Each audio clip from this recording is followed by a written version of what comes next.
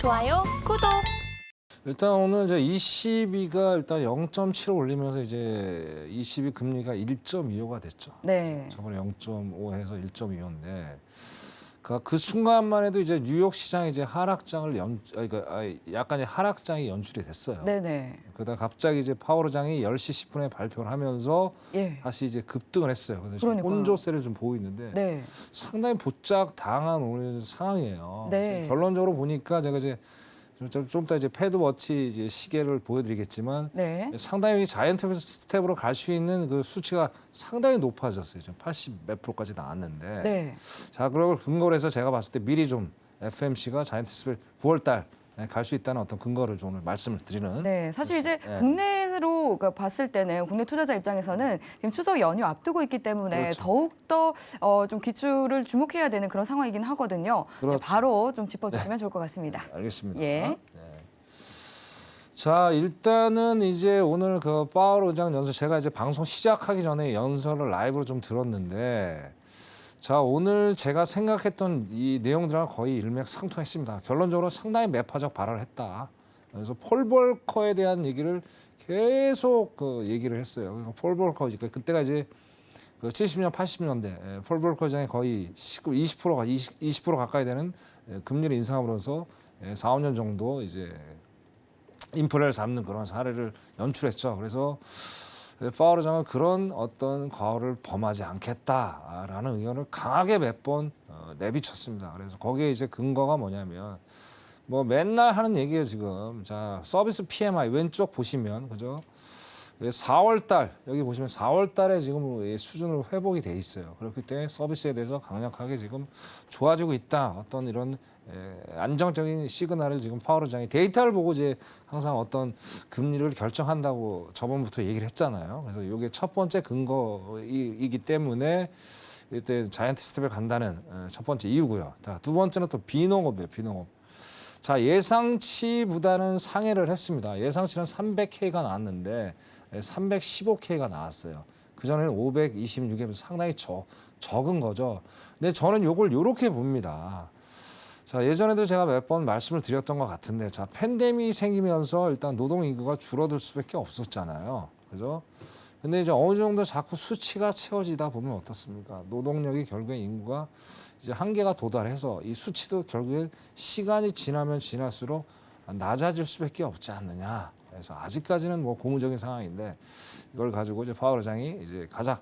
아직도 여전히 노동시장은 튼튼하다는 어떤 이유를 구실을 삼는 것 같습니다. 이게 첫 번째 이유인 것 같고요. 자, 두 번째는 이제 금리 인상이 지금 혼돈에 지금 놓여 있어요. 무슨 얘기냐? 자, 며칠 전에 골디락스라는 말이 많이 나왔습니다. Not too hot and not too cold 현상인데 이게 뭐냐면 뜨뜻미지근한 우리나라 말대로 뜨뜻 이것도 아니고 저것도 아닌 상황인 거예요. 아까 고용 지표로 봤을 때는 이 정도면 내가 잘 세게 금리를 올려도 될 것 같다라는 생각을 할 수가 있는데 자, 실업률이 그죠? 최근 6개월간 가장 높은 실업률이 나왔다는 게 이게 또 파월 의장에서 상당히 고민을 많이 할 수 있는 그런 요인이 될 수 있겠다.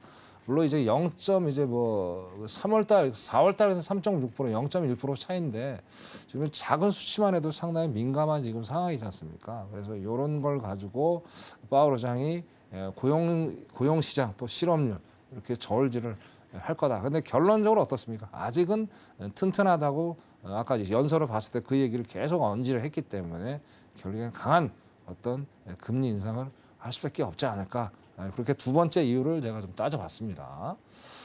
자, 마지막으로 이제 그 뉴욕 연은 총재가 실질 금리라는 개념을 들고 나왔어요. 며칠 전에. 자, 실질 금리가 뭡니까? 결국 2%대 제로 금리를 만들겠다는 게 무슨 얘기냐면 자, 우리가 지금 명목금리, 기준금리가 지금 2.5%잖아요. 그죠? 그다음에 PC, 이제 근원물 PC를 가지고 기준을 삼더라고요. 얘네들이 보니까. 그러면 저번 달에 이제 근월물이 6.3% 나왔습니다. 그러면 6.3% 빼기 2.3 마이너스 3.8%라는 숫자가 나와요.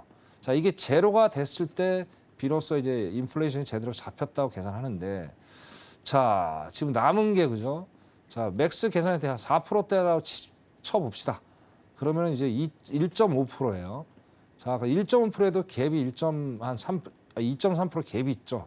물론 이제 그 PC가 이제 내려가겠죠. 내려가더라도 그렇게 12월 그죠? 11, 12 3개월 남았는데 6이라는 숫자를 보기엔 상당히 쉽지가 않다. 이렇게 저는 또 판단해 봅니다.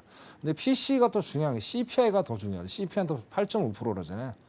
그리고 이제 뭐 이제 다 이제 연휴가 끝나고 나서 이제 어떻습니까? 지금 예상하는 게 뭐 8%대, 8.5, 8.7 그에서 왔다 갔다 한다는데 결로 수치도 큰 변화가 없을 것이다. 그래서 제가 판단하기에 뭐냐면 14일 이제 연휴 끝나고 CPI에 상당히 긴장을 많이 하실 거라고 시청자 여러분 생각을 합니다. 그래서 저는 별 그게 수치가 차이가 없기 때문에 어떤 그 FOMC가 금리를 올리는 근거를 찾을 수 있는 그런 데이터는 되지 않을 것이다. 그럴 때 결국엔 노동시장 그리고 그 잭슨 파월 의장이 했던 그 말들 오늘 했던 강력한 매파적인 발언들 거기에다 예의주시를 하시고 당분간은 하락장이 연출이 될 것이고 0.75 이상은 분명히 갈 것이다. 그거를 최종적으로 제가 말씀을 좀 드리고 싶습니다. 네, 이상입니다.